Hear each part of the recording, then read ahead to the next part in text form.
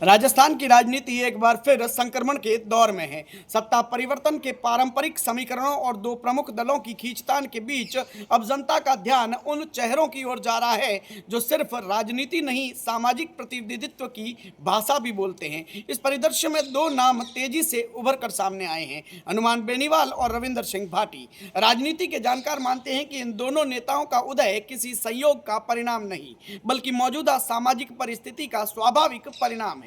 पिछले कुछ वर्षों से राजस्थान के युवाओं में बढ़ती बेरोजगारी, अवसरों की कमी और राजनीतिक उदासीनता ने एक गहरा असंतोष पैदा किया है। वही असंतोष अब एक नई अभिव्यक्ति की तलाश में है जो जोश और जवाबदेही दोनों से लैस हो।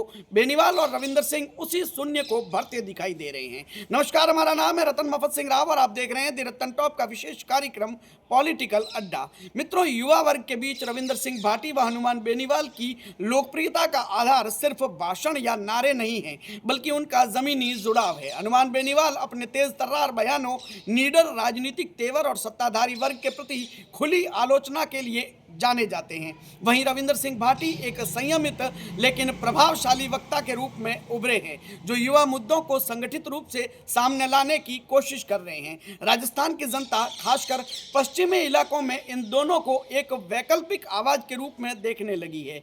यह वही इलाका है जो लंबे समय से पारंपरिक राजनीति की सीमाओं में बंधा हुआ था। यहाँ के युवाओं ने विकास के वादे बहुत सुने मगर ठोस परिणाम कम देखे। यही कारण है कि जब बेनीवाल और रविंदर जैसे नेता जनता के बीच जाकर बोलते हैं तो उनके शब्द महज भाषण नहीं लगते, बल्कि एक साझा भावना की अभिव्यक्ति बन जाते हैं। राजनीति के विश्लेषक यह भी मानते हैं कि यह परिघटना वैसी ही है जैसी कभी देश भर में अन्ना आंदोलन के समय देखी गई थी। उस समय भी जनता का असंतोष नेताओं की नई पीढ़ी को जन्म दे रहा था। आज राजस्थान में भी माहौल कुछ वैसा ही है।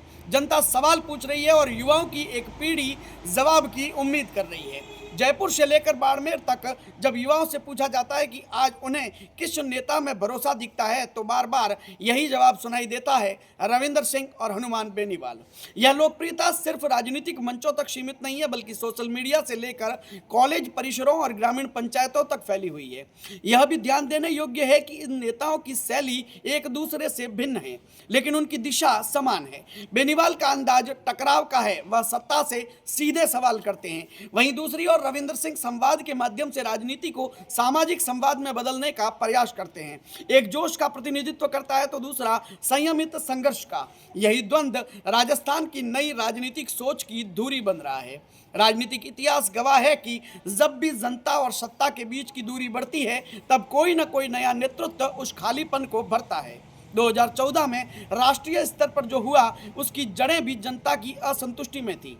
आज राजस्थान उसी मोड़ पर खड़ा है। जनता चाहती है कि उसके सवालों को टालने की बजाय सुना जाए। यह मांग अब नारेबाजी से आगे बढ़कर आत्मसम्मान की भावना में बदल चुकी है।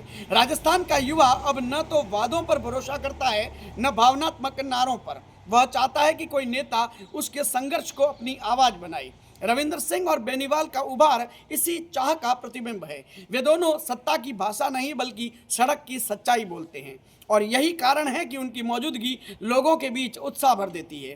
राजनीतिक दृष्टि से यह लहर आने वाले समय में राजस्थान की दिशा तय कर सकती है, चाहे यह किसी पार्टी के लिए चुनौती बने या किसी नई राजनीति की शुरुआत। यह स्पष्ट है कि जनता अब पुराने ढांचे से बाहर निकलना चाहती है।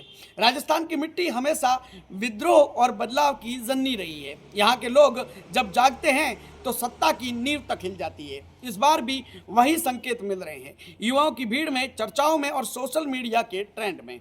बेनीवाल और रविंदर सिंह शायद आने वाले वर्षों में केवल नेता नहीं रहेंगे, बल्कि उस पीढ़ी के प्रतीक बनेंगे जो बदलाव की राजनीति को जमीन पर उतारना चाहते हैं। वे उस असंतुष्ट समाज की उम्मीद है जो कह रहा है अब खामोशी नहीं, अब आवाज चाहिए। Goodbye and have a nice day.